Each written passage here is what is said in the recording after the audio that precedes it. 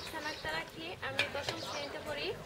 আমি এখান থেকে রান্না ছাড়া আরো অনেক কিছু শিখছি, শিক্ষা, সাধারণ তথ্য, কৃষি।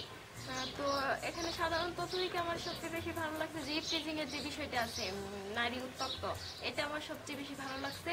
যে এখন দেখা যায় যে আমরা স্কুলে যেতে সময় অনেক ছেলে আমাদেরকে উত্তক্ত করে, এ সময় কেউ কিছু বলে না।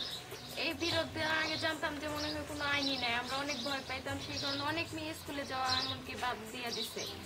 তো এখন শুনছি যে আমরা এই ট্যাবলেট থেকে আর কি দেখছি যে এই বিষয়ে আইনও আছে, এবং বইও পড়ছি যে এই বিষয়ে আইন আছে। তো যদি এই বিষয়ে আইন থেকে থাকে তবে বাংলাদেশের প্রতিটা মেয়ের জন্যই, প্রতিটা নারীর জন্য এই বিষয়টা খুবই গুরুত্বপূর্ণ।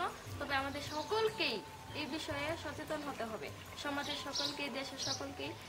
এবং আমার মনে হয় যারা ইয়াং বয়সের, তাদেরকে আর একটু বেশি সচেতন হতে হবে, কারণ তাদের মতো, আমাদের মতো তাদেরও গুণ আছে, তাদেরকেও এই বিষয়ে আরো বেশি সচেতন করা দরকার। যেহেতু এটা ট্যাবলেটটা সবাই ইউজ করতেছে, তো এটা সবাই জানতেছে, যে শুনতেছে।